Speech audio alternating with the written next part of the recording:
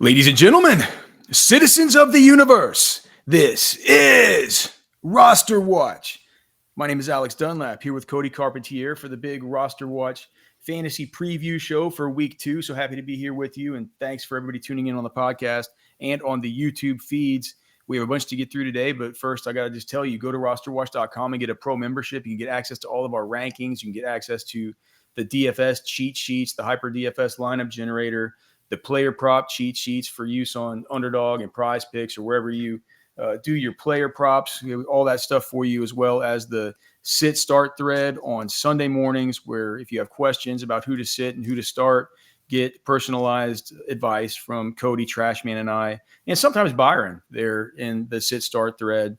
You can also get the Blitz walkthrough that I just got done recording with Derek Carty and TJ Zwarich, which walks you through position by position the entire DFS main slate. So we're going to talk about some of this stuff, some of our favorite plays, some games that we're interested in, some rankings disputes that we have, as well as some of our favorite props, and maybe some, just some stuff where Cody and I will donk around and talk about which of these bets that we like for our cockamamie circa contest this weekend. Cody, let's start out by talking about a game that you were super interested in, the Buffalo Bills, the New York Jets. Buffalo comes into this one as 6-point favorites, a 47.5 point total. It looks like 48% of the tickets here on the Buffalo Bills, 58% of the money. It's maybe a little bit of a sharp lean there for Buffalo. Looking at the Roster Watch matchup tool, Buffalo here and the New York Jets. That New York Jets defense, based on 1 week of data from this season, but mainly stuff that we'd had coming into the year as far as our projection, this shows up as a top 10 matchup across the board for all the positions for the Buffalo Bills, in a game that does have a relatively high total. As far as the New York Jets, facing a really good borderline top 10 matchups here for Buffalo across the board. Buffalo, except for at the tight end position, where it's middling to maybe a little bit bad there for the Jets. Not that there's really a tight end of consequence that we're interested in on the Jets side, especially with Mason Taylor. I think he's still questionable for this week, right? The other thing too with Buffalo is I believe Ed Oliver has been ruled. Is Ed Oliver out? Oliver's out, yeah. Okay, so Oliver's out. That's been taken into account here on the matchup tool. What are your thoughts, man? What do you think whenever you think about this football game? To me, it starts out with Justin Fields, and if we can see a repeat performance of just what was a dazzling week 1. I think that was the biggest thing I kind of wrote down, was like, is the biggest question for week 2 for me is like, is the Justin Fields week 1 performance a mirage? Because it's like, yeah, he practiced every day last year against that Steelers defense that gained some pieces on that back end, but he's got this great connection with Garrett Wilson, and I kind of believe that 40% target share is pretty sustainable. It kind of sounds wild, but I think it's pretty sustainable for the length of their season. When you look at everybody else that was in that room, Josh Reynolds ran 100% of routes last week, 70% target share, only scored like 3.8 fantasy points. Everybody else, it's like Tyler Johnson barely played very much. Mason Taylor ran 84% of routes, Jeremy Ruckert 24%. And like you said, Mason Taylor's banged up. That would be a direction you might think could potentially grow with the Rucker or Mason Taylor. But I don't know. I think the only thing I really care about really for the Jets is Justin Fields in DFS this week, especially with his price. I think he's at 5,700, I think, on DraftKings. And then on FanDuel, he's at 7,600. So he's a lot, like, it's a better value on DraftKings this week. And then the backfield, I thought this was an interesting stat that Breece Hall had just a 58% team snap share last week, 51% of the rush share, but he was the only running back in week 1 to rush for more than 4 yards per carry, with more than a 20% of his snaps coming with 8+ men in the box. Everybody else that was in this category that was north of 20%. You had James Cook, who rushed for 3.4, Chase Brown ran for 2, Josh Jacobs 3.5, Dobbins 3.9, and Saquon faced that 66% of the time and ran for south of 4 yards per carry. Breece Hall was the most efficient back. He looked awesome in week 1. He looked awesome last week. What, 21 touches, I think? And I think he can continue to build on that. Like we walked in obviously believing that like this was going to be a 50-50 split. They told us they were going to run the hell out of the ball, and that Braylon out would be, some kind of like David Montgomery, and Hall would be more in that Gibbs role and catch more passes. which can still be true. But I mean, the way he looked, that was, I think, the number one takeaway when I did the takeaway show last week was Breece Hall. Like that was, I remember sitting, with you watching the games last Sunday, and it was like, that was off the rip. The first drive of the game, we're like, Breece Hall looks different. And so I love Breece Hall this week, but not as much as I like Justin Fields, who I boosted up into the top 5. Again, I think he was QB4 last week, and I think he should be right on that same category. I have him as QB3 this week as we start the week. Hall, I think just outside the top 12, so I have him at running back 13. Even though it's a top 10 matchup, and I think he's going to be fine. We just saw Buffalo get gashed by Baltimore this last week, giving up 238 yards on the ground. So I don't know if the Jets are going to quite do that, but I think that potentially makes Braylon Allen a little bit of a flex play as well. Yeah, and I think if you have Buffalo, you know who you're playing. I mean, you're playing Josh Allen. Just what I wouldn't expect the game like last week. He might not do that again all season, but certainly he's one of these guys with complete nuclear upside. And for DFS, of course, I think there's some definite pay down. People are going to pay down this week for like Mac Jones and stuff like that. I think it's definitely interesting in week 1. It's like everybody's on Mac Jones or Justin Fields, who's a fragile kind of player who could definitely bust too. It's like, is it that bad an idea? Is it really that bad an idea in DFS to pay up for Josh Allen or Lamar Jackson? I mean, it's it could be the real difference maker for you there for sure. So, if you have him in season long, of course you're playing Josh Allen. Of course you're playing James Cook. I think that, if you have Dalton Kincaid, it's been such a hellscape at tight end, you probably continue with him and hope he can continue to run pure there. We've gotten a lot of questions, though, Cody, about Keon Coleman, about what you can do with him. I did notice that it was interesting. He was on the whole slate last week. Like, if you look at the fantasy points data suite, I think he was number 13 or number 14 as far as first read percentage. Josh Allen's his first read on 36% of his dropbacks last week. 24% target share. Is this sustainable? I mean, is Keon Coleman now, is he, I don't know, has he arrived? And but the other thing to consider is that Aaron Glenn has been, they've been doing more shadow coverage stuff, and I wonder if do they consider Keon their number one? Like, is he enough to where he gets he gets kind of the shadow treatment? What do you think about the kind of the receiving options there for Buffalo? I'll be honest. I'm a little bit more interested in Khalil Shakir this week. I had these guys really close together, Keon Coleman and Khalil Shakir, and then I bumped Shakir ahead while doing the write-up last night. Keon Coleman's $400 cheaper on DraftKings, $600 cheaper on FanDuel, and Shakir seemed like when things broke down, he was the guy that Josh Allen went to more often. And like you said, I think the Sauce Gardner matchup is big in this whole conversation. Shakir ran 43 out of 46 routes in the slot, which means obviously that role is going to be his. And I think he's a fringe wide receiver too this week. I also think Palmer's interesting. He's outside the top 50 for me, but I think he's interesting, and I think he played just enough to warrant interest. As far as like the Bills and like repeating that 41-40 performance, they've scored 40 points 13 times with Josh Allen. Once was a playoff game, the other 12. In the next game, the Bills scored 36 or more 5 times, and 4 of those were on the road. So it kind of eliminates the risk really of a letdown. They've only scored less than 20, I think twice in those next game ups type of situation. So I think Coleman and Shakir are outside of wide receiver 2 territory as far as overall fantasy points this week, but they're still very playable. I don't think Coleman's going to have as big of a game.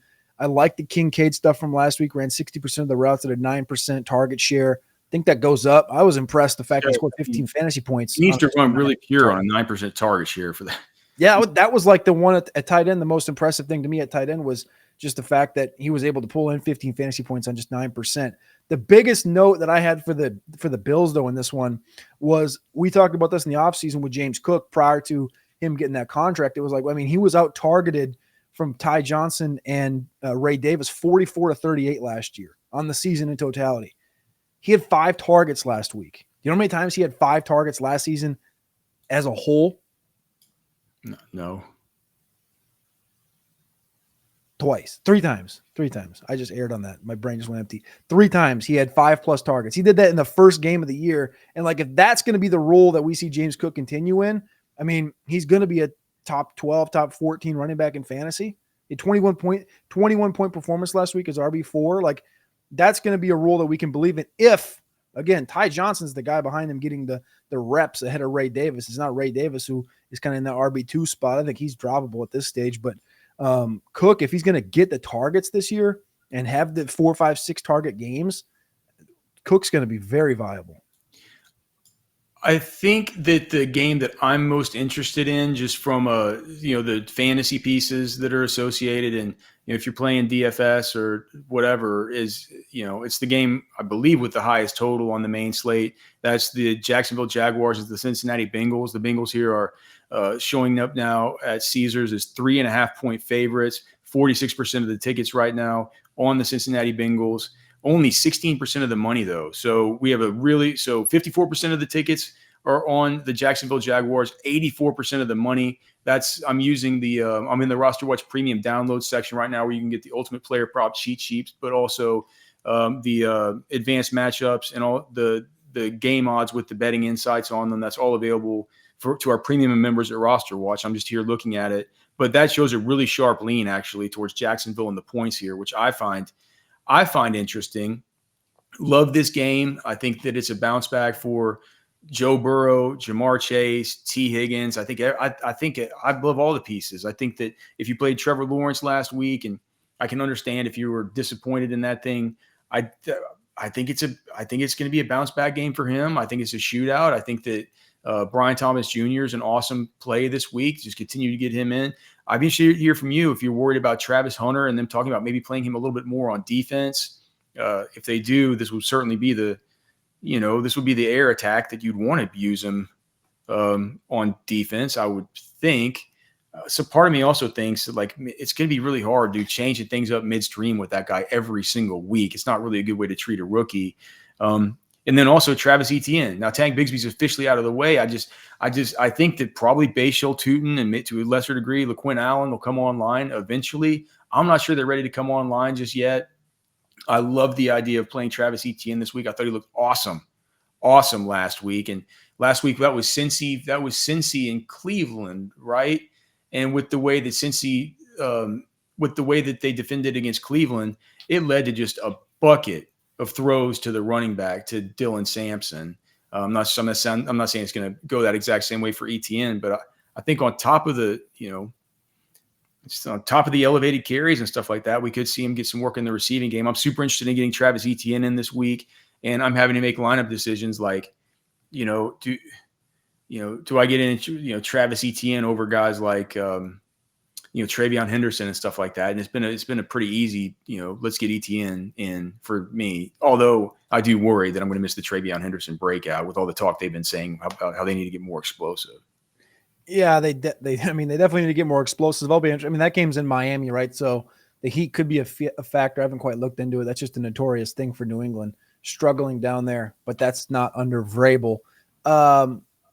I guess the one fade I do have on this game is the Bengals tight ends in Noah Fant and Gesicki, who both ran less than 50% of the routes last week, but did have high target shares, and Fant ended up in the end zone. He had the 7th highest target share in week 1. Could I be bad, fading that? Maybe, but it's also not a great matchup on the RosterWatch matchup tool.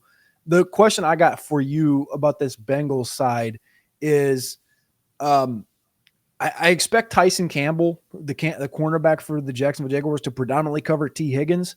I think this might be a showing of kind of what they plan to do with Travis Hunter. They told us he's going to play more defense this week, and obviously this is the best duo of wide receivers in the NFL, so it makes sense that they would say, all right, we need to have a plan here to maybe put Travis Hunter on defense, make him cover one of these two guys. Tyson Campbell, in his last matchups against these alpha type, these big body guys, Nico Collins, Christian Watson, Michael Pittman, he's given up 94, 97, 81 to Mike Evans, 126 to Higgins 2 years ago. And then we saw Travis Hunter take 5 snaps last week, only allowed 1 reception on his 1 single target to McMillan. I think the Bengals could potentially have a field day in this situation. And I ranked Joe Burrow lower than you in Trash Man. And I kind of worried myself about it because I was writing it up and I was like, if I love these receivers so much, is it bad of me to be low, and he's still QB1, but lower on Joe Burrow? Is that just a bad process? He's 0-5 in week 2 in his career. He's 2-9 in the first 2 weeks of the season of his career. We thought he was going to get off the schneid last week. He didn't. And I looked back to last year and tried to see, like, all right, if I think both Higgins and Chase are going to smash this week, how many times have they both smashed and both been wide receiver ones in top 12 finishes?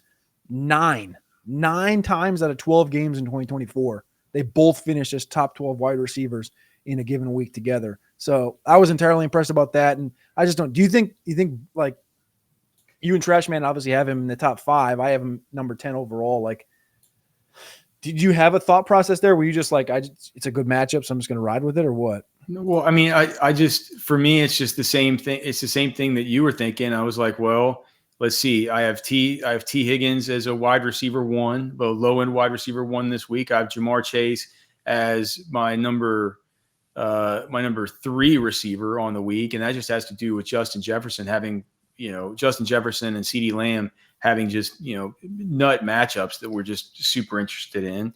I have 2 guys. I'm just like, they're going to have to drag Burrow along. Right. Yeah. So I just, if they both go hard, he has to go hard. That's kind of the theory there, right? Yeah. So how could I have him quarterback 10? I mean, like what, like who am I going to put ahead of him? It's right? Bad process. That's just bad process on my half. All right. One more thing about the Jag side. You already mentioned Etienne. Love that. Tight end with Brenton Strange. I went hung out with a buddy this morning, and he was telling me how he got Brenton Strange for free in his redraft league, which I didn't think was a thing. I thought people were bidding on him on Tuesday, but he said Juwan Johnson went for 49% of fab in this league. Whoa. He's like, is it a 14-teamer? He's like, bro, I bid 8% on Juwan Johnson and I didn't get him. So I just added Brenton Strange. Here's a stat for Strange, who took over for Evan Ingram this year. He ran 70% of the team's routes and he got a 14% target share. Each of the 4 games last year that Strange ran 70% of the snaps, 70% of the routes, and had a 10% target share or better. He scored 9.5 PPR points or more. So he profiles as a tight end 1 against the Bengals, who gave up 15 targets last week against the Browns tight ends as well. And I think, I mean, as long as it's like that, it was kind of like you look at the Evan Ingram game log, it was kind of similar as far as if you ran the routes, you were going to get targeted. And if you got targeted, you obviously scored the fantasy points under Trevor Lawrence. A lot of questions on rosterwatch.com this week. And again, you can go to rosterwatch.com, get all of our rankings, get our player prop cheat sheet, get the DFS tools, all of that stuff with a pro or a premium membership over at RosterWatch, along with those betting tools and things that we were referencing earlier. Just so much stuff over there, and such a great community. Thanks to everybody that signed up for a pro membership or a premium membership. We couldn't do this without all you guys. But some of the questions coming in this week, dude, in this game too, it's the Chiefs-Eagles game, right? And so whenever we look at this one, you were super low on Mahomes. Looks like you've come up on him a little bit, Cody, but you were low to start. This game features 2 players that people are just super duper worried about. And on the Eagles side, that's AJ Brown. And on the Kansas City side, that's Isaiah Pacheco. If you have those guys, what are you doing? I think I've been telling people, it's like, until we see something happen with this split with Pacheco, I think you kind of got to get him out of your flex for now. If you've got, if you have decent other options, right? It's like there are guys that would have been drafted a good while after him that I might be, you know what I mean? Like guys like Tyrone Tracy Jr. and stuff. It's not like he lit the world on fire last week, but like players like him, right? I think you can be considering, certainly what you could. I mean, like somebody asked about Zach Charbonnet versus Isaiah Pacheco, and I was like, dude, I don't like it's. I think I play Charbonnet. It's just kind of hard. So like, where are you on Pacheco? And then what do you think about? I was talking on the Blitz earlier, and again, you can get the Blitz if you have a pro membership at RosterWatch or a all-in package thing over there at Roto Grinders. But TJ was talking earlier, and this rang true to me because of the kind of slot wide receiver stuff versus the Chiefs, and with Dallas Goedert now out. Mm-hmm. we've seen Devontae Smith move into that role, and Devontae Smith has actually had a really good. Apparently, I have not checked this, but it was from TJ's research. So this is via TJ's watch. But he says it's been Devontae Smith that's gone off recently against the Chiefs. Not necessarily AJ Brown. We already know about the slot stuff versus the Chiefs. We also know that Devontae Smith typically.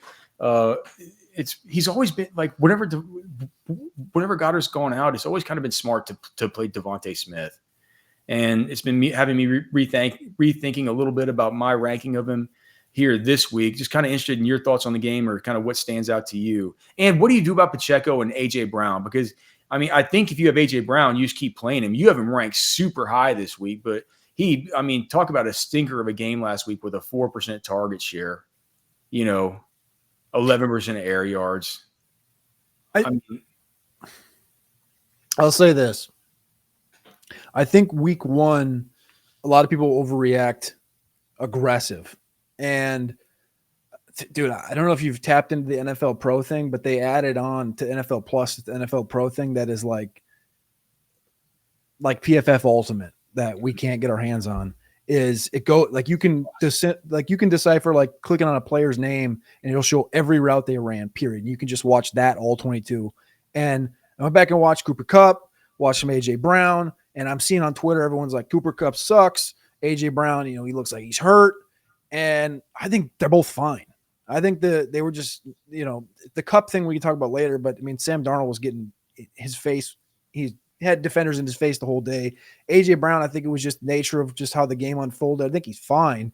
I think he's a disgusting value this week in DFS at 6,600. I have him as wide receiver 3 overall.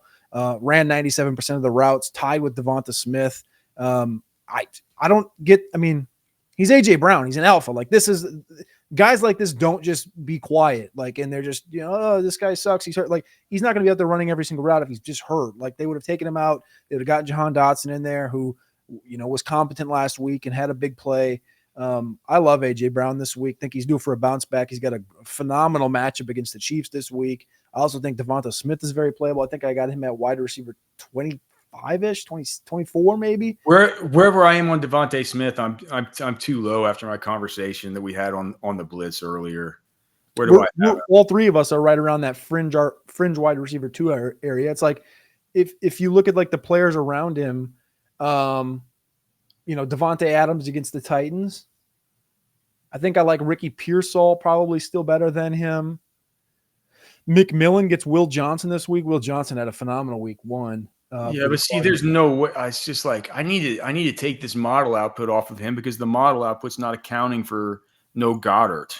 So if you take the model off of him, it moves him up ahead of Adams and right next to Pearsall. So that bumps him about 6 spots. I mean, I think I would.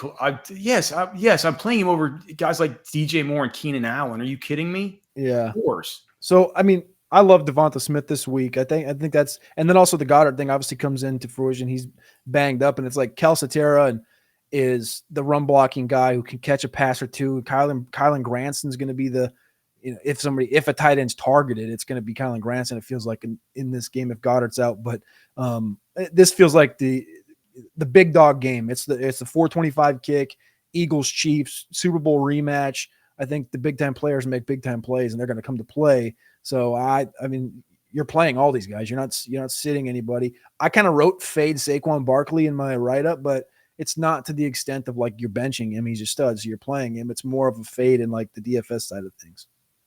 You're a lot higher. I think you're a lot. No. You're not that much higher. I was actually looking at the wrong thing here. You're not higher on Pacheco than the rest of us. So like, what do you say to the people that have Pacheco? Only play him if you really need to. Dude, the Pacheco thing is a complete fade for me. You looked at the snaps last week. He had 28 snaps, 5 carries, 3 targets. Kareem Hunt, the dust of that corpse, had 23 snaps, 5 carries, 3 targets. They basically are a pure split. And then Brashard Smith had 8 snaps, but did not carry the football, nor was he targeted. And it was a completely negative game script game last week against the Chargers. They were down the whole time. The offensive line is graded out as the 28th best run blocking unit. It was 8th last year. And I know they played against the Chargers, but the Chargers, like, they're good. they lost Poona Ford. They're not a daunting run defense on the interior. So I wonder why the Chiefs really struggled there as far as the grading goes. But again, they're a bottom 5 run blocking team through week 1. I'll see if that bounces back. But this backfield is a complete stay away for me.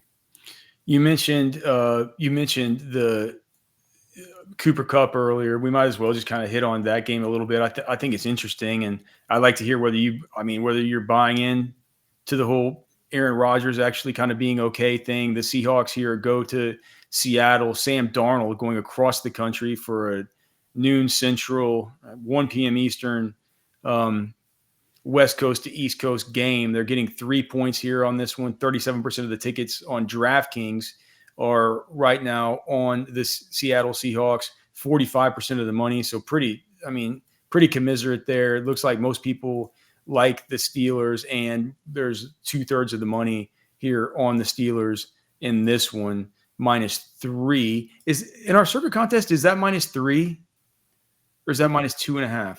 I think it's 3 because I texted you guys and I think I said I liked it. I think it was 3. So speaking of the wide receiver model, it's like this is not our wide receiver rankings, but if you just look at all the statistics that I really like for wide receivers that I add into the model to kind of offset what it is that our eyeballs tell us, and when we look at the data and stuff, just to make sure that I'm paying attention to the things I care about, it says that it likes JSN best of anybody on the whole slate. So just that's something to keep in mind. I'm interested in playing JSN this week. His peripherals looked really, really good from week 1. Of course, that it's an idiot computer. It can't take everything into consideration. But if you want to know what the model has been known by people as the computer genius, he's made some genius calls in the past, and to have JSN as wide receiver 1 on the week could be really, really smooth brained. But I just wanted to put it out there. You said that you like the way the Cooper Kupp looked, though. And what are you going to do with Kenneth Walker, man? Talk about another guy that we've gotten question after question about.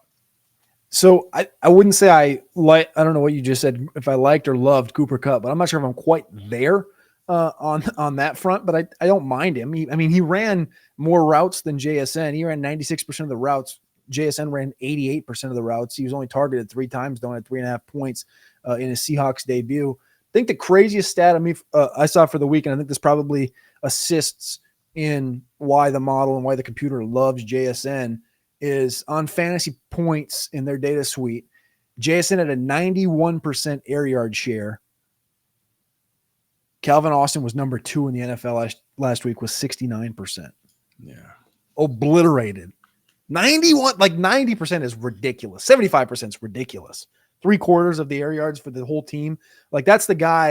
And if you go back and I talked about NFL Pro earlier. So if you go back and watch just like the throws that Darnold had, where it was like, whether it was Kupp or whether it was JSN or whether it was they targeted Arroyo a couple times, everything was like, obviously the defenders were in his face. I think the Niners had like the number 1 or number 2 pass rush win rate last week against that putrid Seahawks offensive line. And it was constantly just like, as soon as he get hit, it was going to JSN. But didn't seem like it was much downfield. There's a couple throws that were downfield. But I think JSN, like the breakouts here, he's going to continue to get smashed with targets. I do think Kupp's going to be a play, but not this week. That's more of, I'm looking down the line to like the Saints in a couple of weeks for the Kupp side of the conversation. The Charbonnet stuff with Ken Walker is a direct split. We talked about split with the Kansas City backfield. I kind of like this one more than the Kansas City backfield. Both these guys have is like back end RB2, top end RB3s this week, which isn't what you paid for, Walker. It's kind of what you paid for Charbonnet. But last week they split the start of every single series. Every other series, it was Charbonnet, Walker. Charbonnet, every single series back and forth. It just so happened that Charbonnet played more snaps because his drives were more successful. So that's that. The Steelers give the ninth fewest rushing yards to running backs in 2024, but the 3rd most in week 1. I think they'll probably try to establish the run a little bit. Like I said, I don't love either of those guys this week. The only thing I'm really on Seattle that I like is JSN. For the Pittsburgh Steelers, Rodgers is interesting. Like you asked a question in our Circa conversation about like, why do you like the Steelers? And it's sort of Rodgers. Like, I have him kind of aggressively ranked, and he's just like out. He's not a QB1 on the week or anything, but Like he's been hot since the back end of last year. They're 3-2 in his last 5 games played. His last 5 games, it's a quarterback stat. They're wins. I'll give it to him. He scored 25 fantasy points this last week against his former team in the Jets. And I was like, is this an outlier? Kind of asking the same question like I did about Justin Fields. Like, is this a mirage? Like, is this just Rodgers getting back at his old team? It's his 3rd time surpassing 25 fantasy points in the last 5 games, dating back to that Week 15 game against Jacksonville. Before that, Rodgers hadn't scored 25 fantasy points in a game since December 12th of 2021. Cool. He threw for 4 touchdowns in that game as well against the Bears, but that was obviously 2021. That was MVP season. Then he had 1 more year in Green Bay. And then the season whenever they put the Achilles fans in the stadium. That was 2020. That was the year after that. So 2020 was the COVID year. 2021, he won the MVP. 2022 toward the Achilles. 2023 was the bad year, right? Or am I off? Whatever. 2021 was the year they wouldn't allow wouldn't allow us to the combine. They want to do the cockamamie virtual combine. So, but it's been a long time, right? It's been like over 1,000 days since this guy had a 25-point fantasy game. He's had 3 of them in the last 5 games. I think Rodgers is kind of hitting this like, a little bit of a stride. He's got some talent around him. Jonnu Smith looks great. He had a 20% target share. I think Jonnu Smith, you have to continue to treat like Jonnu Smith of last year. 8th time in the last 9 games he's finished as a top 12 tight end. Dating back to like the Jonnu of last year. Huh? You can't treat Jonnu like the Jonnu of last year. Why?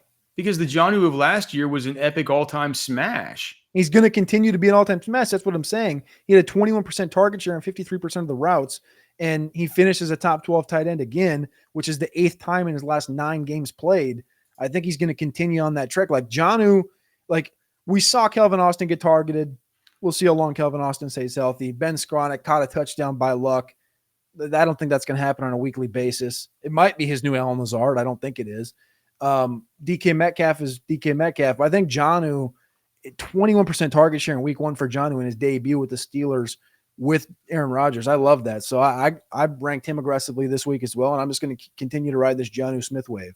Yeah, okay. You're out on Jonnu? No, I'm not out on Jonnu, but it can't be like it was. It can't be like it was last season. Whenever McDaniel just said, like, I'm gonna focus the offense around this dude if Tyreek's not going to be, be any good. Here's the thing. Like, you look at the backfield, right? Kenny Gainwell's playing in Jalen Warren's role from last year. Jalen Warren's playing in the Najee Harris role. Neither of those guys are really equipped for either role. Kenny Gainwell probably more so than Warren. And they're not playing Caleb Johnson. I think Warren's a decent play this week against Seattle, but I kind of just want to be hands off of that backfield. Nobody ran more 12 personnel than the Steelers last week, 53%. According to Sumer Sports. Only the Steelers and Browns had hit the 50% threshold. Last year, nobody hit over 35% of the snaps in 12 personnel. And for the Steelers last year, they were at 25%, and now they're running 53% of the time. So probably see that adjusting come down a little bit, but with the players they have and the personnel they have, like running 12 personnel, having Freiermuth and Jonnu on the field together with Metcalf and one of these backs, like I think the Steelers are a good football team. Are they great? I'm not quite there. The pass rush doesn't quite look like it did it last year. I think it'll catch up. I think it'll get in Sam Darnold's face. I think the Steelers dominate this football game. But, man, I love Rodgers and I love Jonnu this week. I think that's your grody play of the week in DFS is Rodgers, Jonnu with a little JSN in there. All right. Well, it's about time to start getting in all of our prize picks and underdog and stuff like that. Get those entries in because it looks like Trash Man's entered in his player props for the weekend on the RosterWatch player prop cheat sheet. I know that Cody, you got yours up Wednesday night. I got all my stuff up Thursday. For our pro members and premium, I guess for our premium members who get the prep player props, you guys should know that, we start putting those up like on Tuesday nights and Wednesdays, and just make sure you go and you're checking because sometimes we get those in early and they can change, and hopefully they change to benefit us. Sometimes, like last week, there were some that we got, and we ended up getting the line where it even wasn't quite as good or whatever. But there were some that we got, like mainly Travion Henderson. It wouldn't have mattered anyway. But by the time you got to, Sunday right at lock, you couldn't get the 2.5 receptions over anymore. It was all sitting at 3 and 3.5. So make sure you check and you get them early. Trash Man just got his in. He's going back to the touchdowns. Going back to these touchdowns. You want to give out your favorite prop from the weekend? We'll give out. How about we give out Trash Man's lazy one that he just goes in there and just clicks through it like he's looking through a menu at a sports bar, and he just kind of just like, give me this. So Trash Man, let's just give him this one. I really love a few of these, but we'll give out Trash Man's Jamar Chase touchdown. He's going to take this every week, isn't he? Yeah, well, this can be the Trash Man bit. You just take a Jamar Chase touchdown every week until they kill you for it. I don't mean it's probably not a bad idea. I think that Jamar Chase goes nuclear this week. Yeah, I think that's probably a good play. I like Brian Thomas. I mean, everything they told us, Brian Thomas first quarter 12.5 receiving yards. And we saw Liam Cohen come out of the game last weekend, and he was just ticked off. The head coach for the Jags, he was just ticked off. He's like, we started the game. We had this play drawn up for Brian Thomas. The ball didn't go there. We had this play drawn up. I think they're going to come out that first drive against the Bengals, and it's going to be like, that it's going to be that stat line where you look up and the Bengals game's not on the TV for whatever reason. The red zone pops over to it, and all of a sudden they're in the red zone, and it's like Brian Thomas 3 for 39 in the first drive of the game, and he's going to blow past this number. It's 12.5 first quarter alt receiving yards is what it's set at. This one I got over on Prize Picks. You have to, look for first quarter. It's not just going to be into the normal NFL tab. It's going to be NFL 1Q. So to dig in for that one. But Brian Thomas, that feels like a hammer this week. It's just like they want to get this guy the ball. Travis Hunter's going to play more defense than offense. This is Brian Thomas's world. I mean, I love all mine. Dude, this Gibbs thing, you're going back to it? Yeah. Okay. So yeah, I took Jahmyr Gibbs over 17.5 yards, longest rush. And I didn't want to get on it last week because we had it, I had it on the cheat sheet all the time last year. There were like probably 3 times or something that it didn't hit. And I didn't want to do it last week because I was a tiny bit worried about the matchup on the matchup tool, and I wanted to see what it looked like with the new offensive line pieces that they had, right? I felt like that was an important thing to consider. And so last week it didn't hit, but I think he did have a long rush. I went and looked at it. I don't remember off the top of my head. Yeah, it was 14. So it was kind of close, even as long, last week was there. For this one, for me, it was super simple. This thing has been the Jahmyr Gibbs over on the longest rush has been one that I could probably pull up the cheat sheet from last year and just. That's what I was literally just doing. I was like going to see control.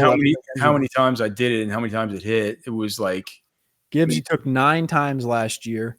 It was 1-0, 2-0, 3-0, 4-0, 5-0, 5-1, 5-2, 6-2. 7-2. Okay, so it was 7-2 last year whenever I did this. It was just like that. Jahmyr Gibbs is awesome. He had a down week. I think he's going to bounce back this week when people are talking about how he's not any good anymore. Overreaction. And on the matchup tool, this matchup for opposing running backs is the number. Chicago it's showing is the number 5 matchup for opposing running backs this week. Yeah. So just give me Jahmyr Gibbs. Give me the 17.5. Anything else for the people before we get out of here, Cody? Any kind of last minute tips for week 2 here? I would just say, like, don't overreact. Like we talked about a couple of times today with like AJ Brown. I know people are ticked off about the Jaden Daniels thing. He already played last night.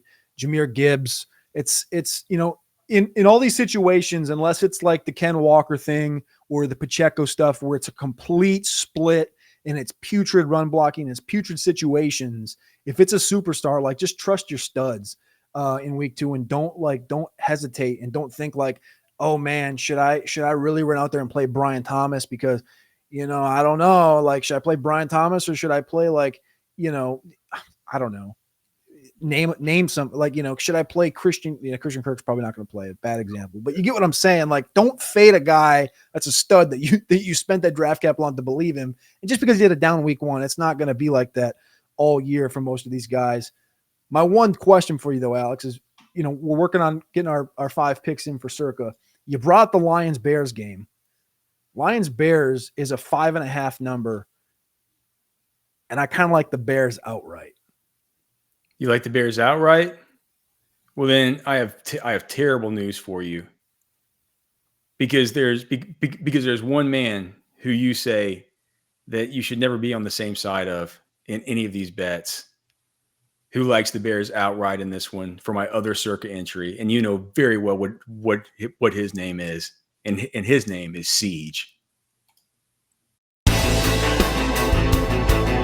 This is Anthony Richardson. You're listening to RosterWatch. This is AJ Brown, and you're listening to RosterWatch. This is Josh Allen, and you're listening to RosterWatch.